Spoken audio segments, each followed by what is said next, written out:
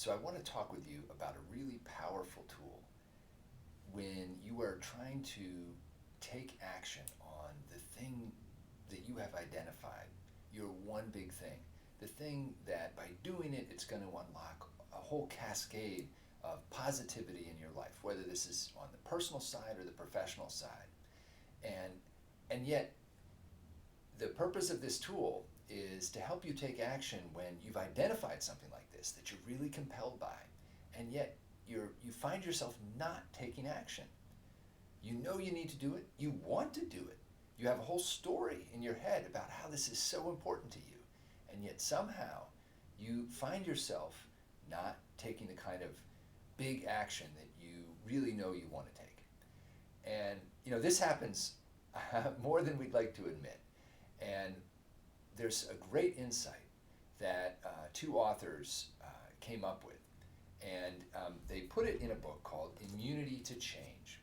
And this book by Robert Kegan and Lisa Lasko-Leahy crystallizes their insight from years of psychological research.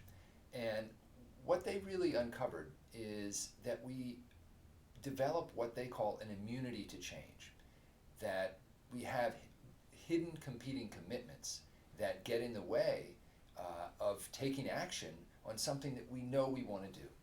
And many of us get puzzled by this, and we never unpack this for ourselves, and so we end up just not taking action on things that truly are really important to us.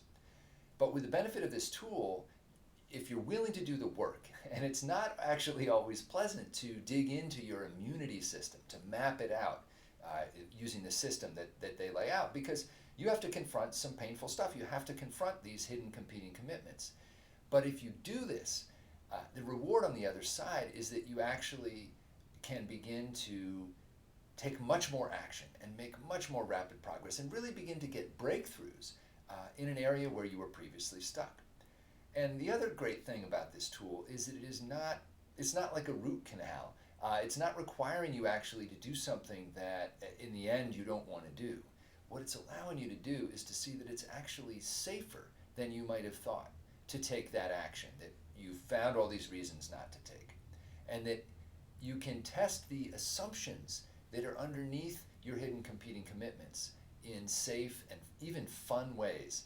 And by doing that, you can actually unlock a whole new set of possibilities for yourself in a playful and even fun way.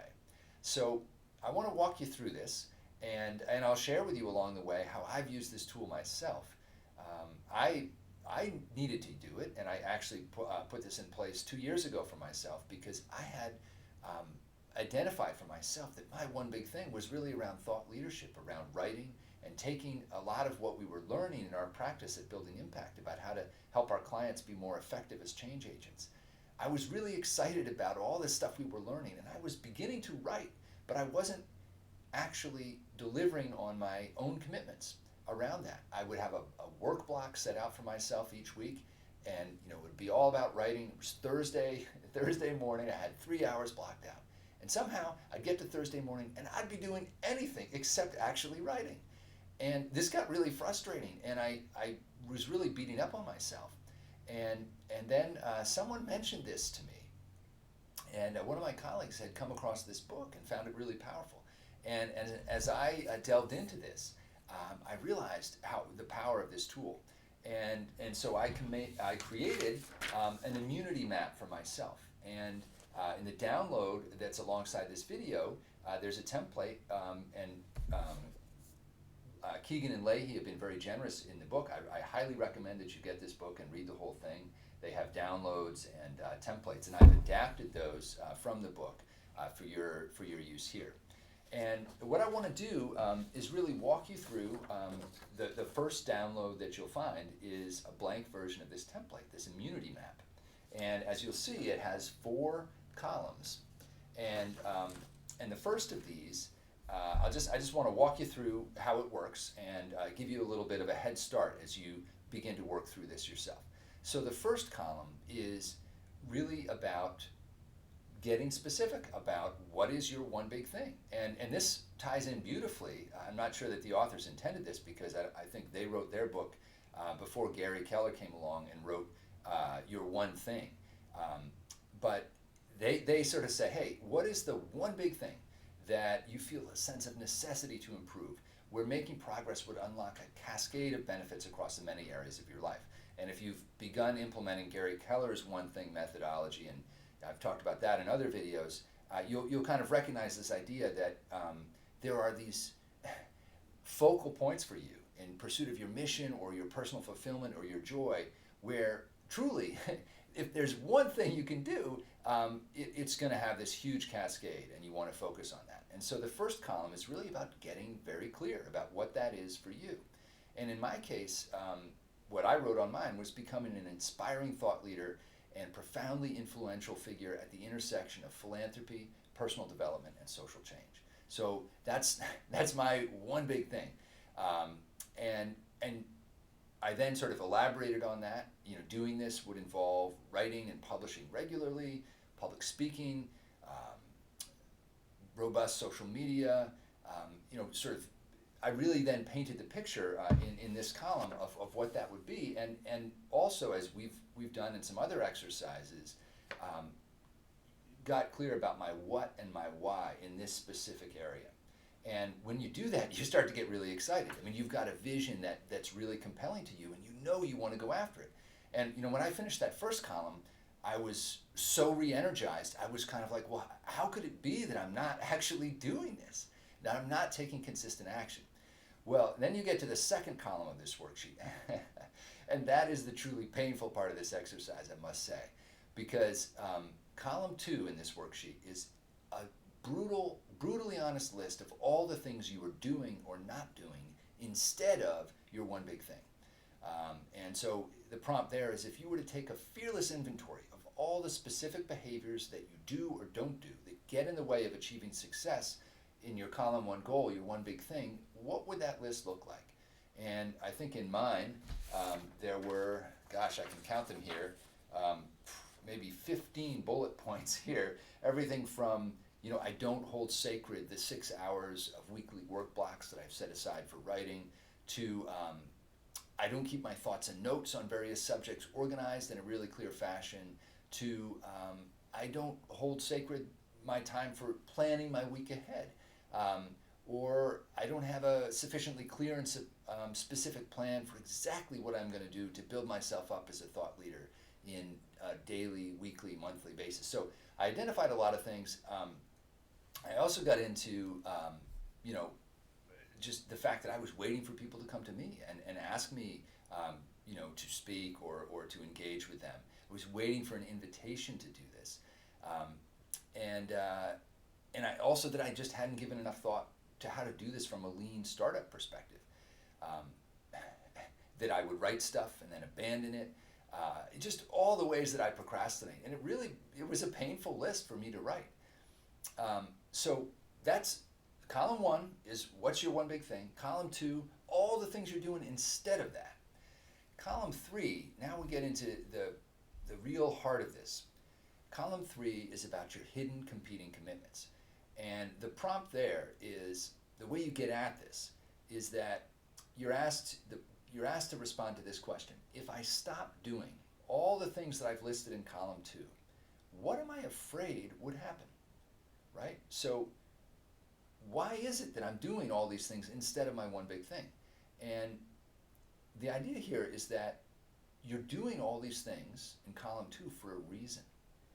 You're doing them to protect yourself from something that you're afraid of or something that you don't want to happen. And those are your hidden competing commitments. And so for me, for example, I was afraid when I really broke this down that if I stopped procrastinating and really got down to business on thought leadership, I'd look foolish on social media. I would get targeted by people who disagreed with me. And, we all know that in the work of social change, sometimes, issues can be controversial. And if you put yourself out there publicly, folks are going to come at you. That I would actually lose the ability to support my family by, if I sort of got out there as a thought leader, some of my existing clients might not agree with me, and that they would walk away from me or not want to work with me or the business anymore. That I'd have to spend a lot of time on social media. That it would just become a time suck. That I would, you know, have to write emails and make calls that I don't want to, putting myself out there, asking for things. That I'd feel ashamed, that I'm too focused on building up my own significance and not enough on giving back to others. That I'd lose the respect of my peers. You know, that who am I to put myself out there? So again, stuff is all very personal, but I'm sharing it with you because it was so powerful for me. When I wrote this all out and I put it up on the wall in front of my desk and I looked at it every day, it started to lose its power to hold me back. And because let me just finish column 3 and then I'll explain how to really take the power out of all of this, which is in column 4 and beyond. But the next thing you do in column 3, after you've listed all the things that you're afraid of, that those procrastinating behaviors are protecting you from, you then sort of lay that out in the form of hidden competing commitments. So in my case, in order to protect myself from having the fears listed above come true, I have become committed to not feeling insignificant, not feeling inadequate, not feeling guilty about neglecting my responsibilities to serve existing clients. So I really sort of was clear that my immunity system here, my not taking action as a thought leader, is because I'm committed to these other things that I'm worried would be jeopardized if I did take action. And you know, I have to say, if I hadn't done this exercise, I would never have really gotten clarity about that. And that then allows you to go to column 4, which is your big assumptions. And this is really where you ask yourself, what are the underlying causal models, if X, then always Y, that sustain my immunity to change, as I've sort of laid this out in columns 2 and 3. So for example, you know, what big assumptions have I been treating as if they were true without question? So for example, if I think that I'm going to lose clients because I put my name out there as a thought leader and I alienate some of them by expressing my opinion and it's different from theirs, the assumption underneath that you know, it would jeopardize my ability to support my family is that, you know, my clients have a one strike and you're out policy, that if I say something they don't agree with, I'm fired, I'm out of there, they'll never do business with Building Impact again. When you name an assumption in that stark terms, you then have the opportunity to ask yourself, well, is that really true? Is that always true? Is that true in every case? Because I was acting as if it was universally true. And of course, when I actually got specific and named that assumption, I realized, oh, it's not true. In fact, I can't think of any clients that we work with that, you know, if I put a blog post out there and they differed with it, that they'd fire me, right? I mean, but that's how I was acting, and it was stopping me from doing this thing that was so important to moving my mission forward. And so I listed, you know, as you can see, a whole bunch of these assumptions out here, and that's your opportunity to kind of go through all of these columns. You get to this point, you identify these assumptions. And what I love about Keegan and Leahy's approach here is, okay, well, so you fill out this immunity map, but then what? You've identified all of this, but how do you break through? How do you get past this? And the idea is that to some degree, simply by specifying all of this, you might just realize, like, wow, I've been getting in my way, I understand how I'm doing that now, and I can just get out of my own way. But you might also be at a place where the things you're afraid of are still scary. And so the idea is that you now actually can begin testing the assumptions that underlie your hidden competing commitments and see if they really hold true, if they're really as strictly limiting as they might have seemed. And just as an example of this, you know, I realized through this process that I really was living in fear in a way that if I expressed myself fully, if I showed up as my full self, because, you know, Building Impact is a client-facing business, I would alienate clients and somehow would be losing business if I showed up as my full self. And that's kind of the opposite of joyful impact, right? That's like fearful. And so I decided to really examine that. I realized that there was one client in particular where I I had an unwritten rule for myself that I had to show up wearing a suit every time I walked in the building. And I started, well, in the Keegan and Leahy spirit, how could I test that assumption? What if I wore some running shoes? I'm still going to wear the suit, but I'm gonna put some running. I'm going to change my shoes. And so I did that one day, and I went in there, and I realized I'd never seen this in the 7 years I've been going to this building. That the leader of the program that I was supporting there is a sneakerhead, and he had his own Converse All-Stars on. He had his feet up on the desk, and I literally had never noticed that.